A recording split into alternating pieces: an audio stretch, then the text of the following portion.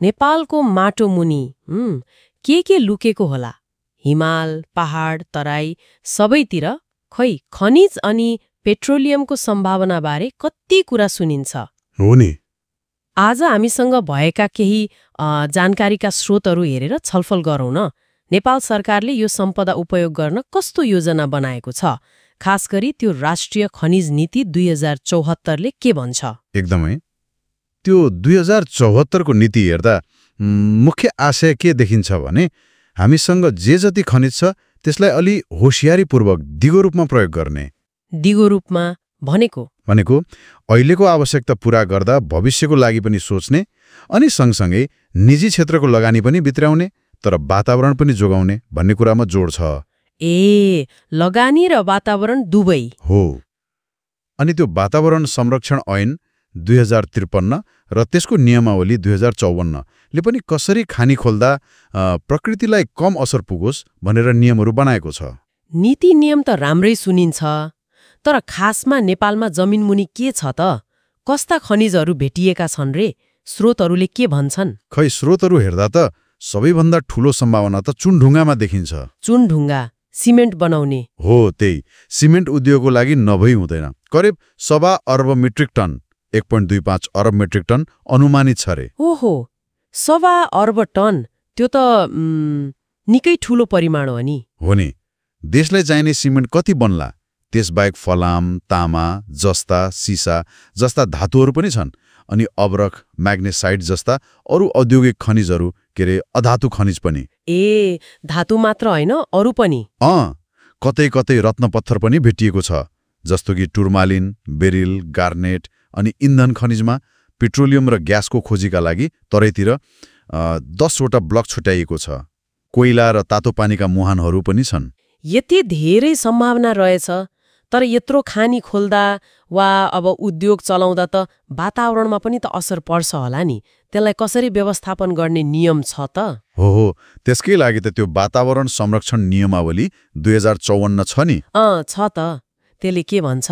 त्यसले के भन्छ भने कुनै पनि ठूलो खानी वा उद्योग सुरु गर्नुअघि त्यसले वातावरणमा कस्तो असर पार्छ भनेर अध्ययन गर्नुपर्छ, अनिवार्य रूपमा। अध्ययन? कस्तो अध्ययन? 2 किसिमको। सानोतिरो असर पर्ने देखिए प्रारम्भिक वातावरणीय परीक्षण आइई गर्ने अनि अलि ठूलो असर पर्ने सम्भावना भए चाहिँ वातावरणीय प्रभाव मूल्याङ्कन EIA नै गर्नुपर्छ। AIEE र EIA? हो। कुन परियोजनालाई कुन चाहिन्छ भनेर नियमावलीमै त्यो अनुसूची 1 र 2 मा स्पष्ट पारेको छ। कति खन्ने, कहाँ खन्ने, उत्पादन कति गर्ने भन्ने आधारमा यो तय हुन्छ। यसले अब विकास र वातावरण बीच सन्तुलन मिलाउन खोजेको देखिन्छ। उद्योगहरूले प्रदूषण नियन्त्रणको प्रमाणपत्र लिनुपर्ने व्यवस्था पनि छ। ठिकै हो, विकास त चाहियो, तर वातावरण बिगारेर त पक्कै भएन। अब अलिकति पेट्रोलियमको कुरा गरौँ न। त्यसको अन्वेषण र उत्पादन गर्न चाहिँ कस्तो व्यवस्था छ? लगानीकर्तालाई केही सजिलो बनाएको छ कि? पेट्रोलियमको लागि चाहिँ पेट्रोलियम ऐन 2040 छ। त्यसअनुसार नेपालभित्रको सम्पूर्ण पेट्रोलियम पदार्थ त्यो नेपाल सरकारको सम्पत्ति हो। सरकारको? हो। सरकारले आफै वा कुनै योग्य कम्पनीसम्म अब करार सम्झौता गरेर, जसलाई पेट्रोलियम अग्रिमेन्ट भनिन्छ, खोजी र उत्पादन गराउन सक्छ। लगानीकर्तालाई केही फाइदा आकर्षण गर्न छ नि। लगानीकर्तालाई आकर्षित गर्न केही निश्चित कर छुट, सामान ल्याउँदा भन्सार सुविधा अनि कमाएको पैसा विदेशी मुद्रामा फिर्ता लैजान पाउने जस्ता सुविधाहरू छन्। ए, त्यो त राम्रो कुरा भयो। तर बदलामा उत्पादन भएको पेट्रोलियमको कम्तीमा 12.5% रोयल्टी सरकारलाई दिनुपर्छ अनि काम गरेको जग्गाको वार्षिक सतह भाडा पनि तिर्नुपर्छ। रोयल्टी र भाडा? हो। र अर्को महत्त्वपूर्ण कुरा, खोजी गर्दा भेटिएका सबै तथ्याङ्क, नमुनाहरू ती सबै सरकारको सम्पत्ति हुन्छन्। भनेपछि समग्रमा हेर्दा सम्भावना राम्रो छ।